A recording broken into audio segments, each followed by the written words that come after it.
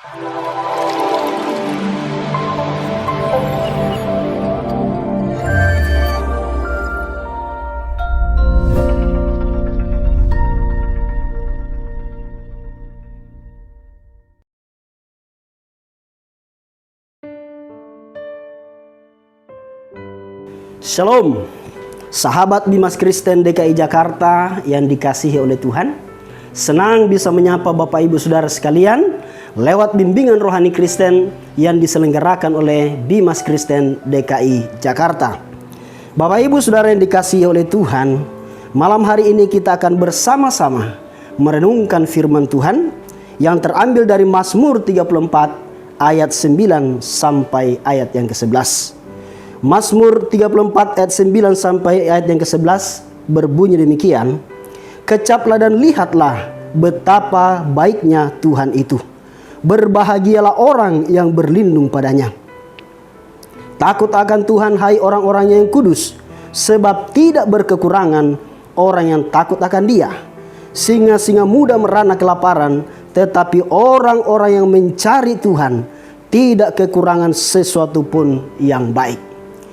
Sampai demikian ayat pembacaan firman Tuhan. Yang berbahagia adalah setiap kita yang membaca, merenungkan, dan melakukan firman Tuhan dalam kehidupan kita. Bapak Ibu Saudara yang dikasihi oleh Tuhan, tema renungan kita malam hari ini, menikmati kebaikan Tuhan. Sekali lagi, menikmati kebaikan Tuhan. Bapak Ibu Saudara-saudara yang dikasihi oleh Tuhan, kalau kita membaca Mazmur 34, ini menceritakan tentang suatu pengalaman daripada pemazmur, khususnya Daud. Bagaimana pengalaman berjalan bersama dengan Tuhan. Melewati lembah kekelaman sekalipun, pemazmur secara khusus Daud menyadari bahwa ada Tuhan yang selalu bersama-sama dengan dia. Mazmur 34 ini merupakan suatu kesaksian hidup daripada Daud.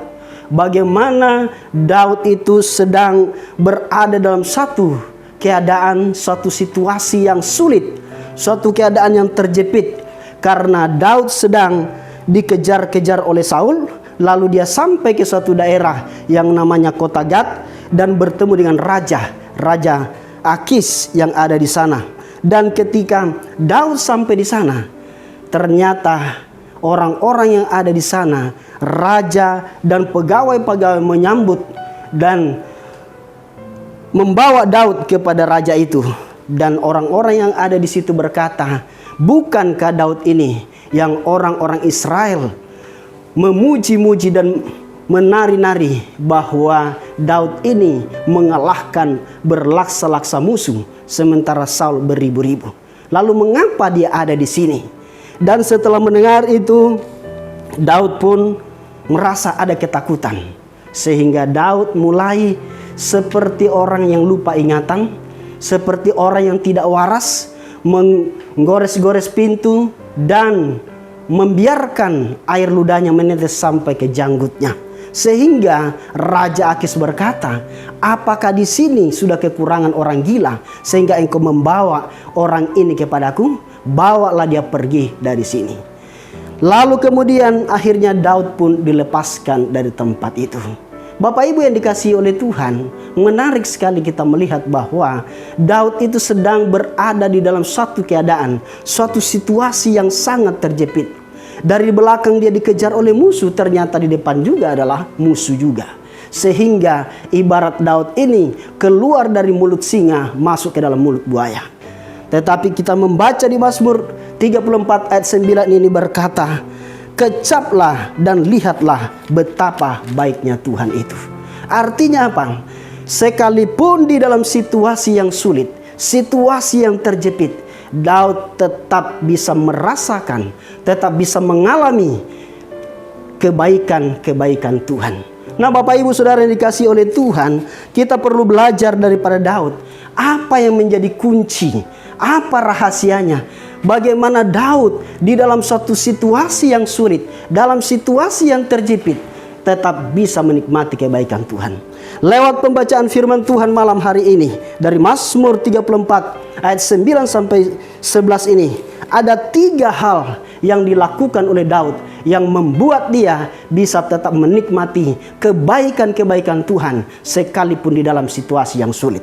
Yang pertama, ayat yang ke-9 bagian B berkata, berbahagialah orang yang berlindung padanya. Yang pertama dilakukan oleh Daud adalah Daud menjadikan Tuhan sebagai tempat perlindungan.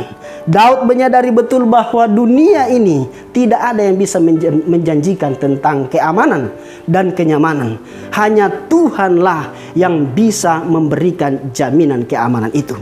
Itu sebabnya kalau kita membaca kitab Mazmur, seringkali pemazmur berkata Tuhan itu digambarkan seperti gunung batu yang kokoh, yang tidak akan pernah tergoyahkan. Dan Daud dalam situasi yang sulit, dia tahu persis bahwa kepada siapa dia percayakan hidupnya. Dia percayakan hidupnya kepada Tuhan. Tuhanlah yang melindungi, Tuhanlah yang menjaga, Tuhanlah yang memproteksi. Sehingga sekalipun dalam situasi yang sulit, tetap dia berkata bahwa Tuhan itu baik. Bapak Ibu Saudara yang dikasihi oleh Tuhan, biar ini juga menjadi suatu bagian kita, bahwa kita jadikan Tuhan itu sebagai tempat perlindungan kita satu-satunya.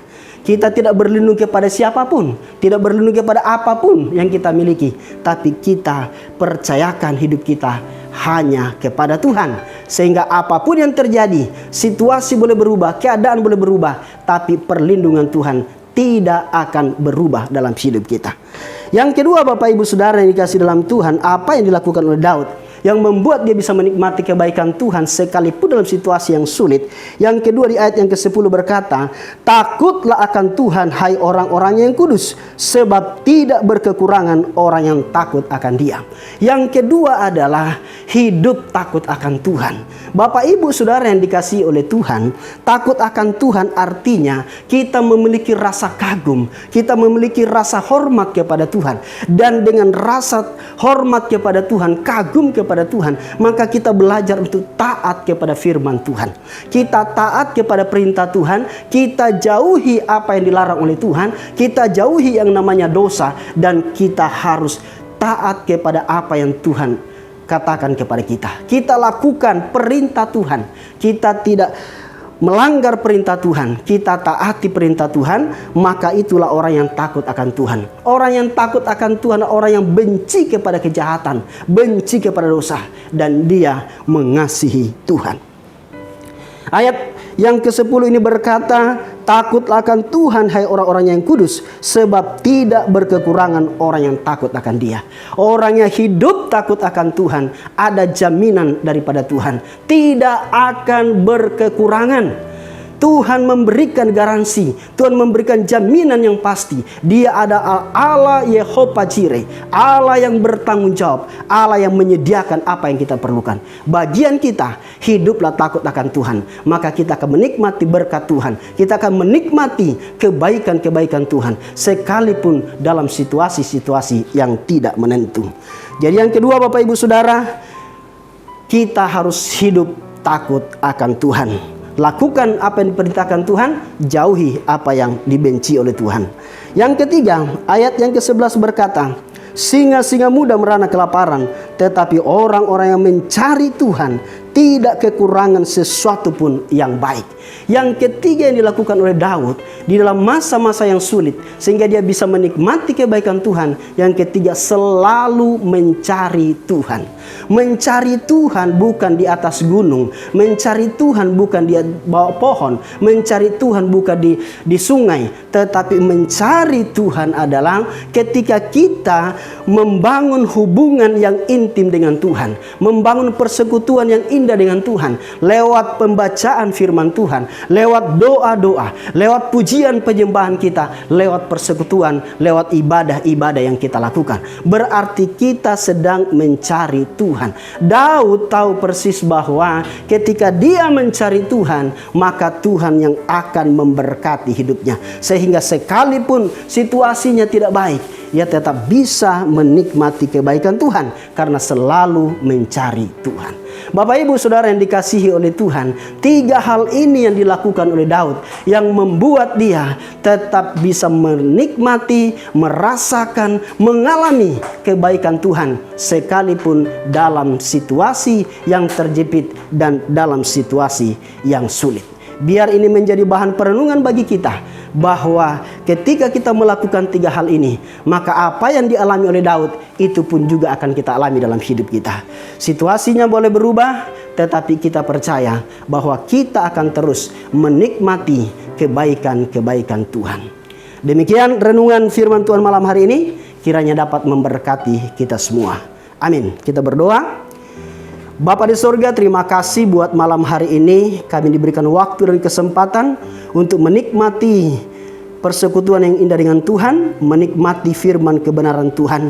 Firman-Mu sudah disampaikan, biarlah firman itu boleh tertanam dalam hati kami, berakar, bertumbuh, dan berbuah dalam kehidupan kami. Terima kasih Tuhan, Roh Kudus memateraikan firman-Mu dan jadikan kami menjadi pelaku akan firman-Mu. Terpujilah nama-Mu Tuhan, dalam nama Tuhan Yesus kami berdoa. Amin. Demikian renungan firman Tuhan malam hari ini. Tuhan Yesus memberkati kita semua. Sampai jumpa di waktu yang akan datang. Shalom.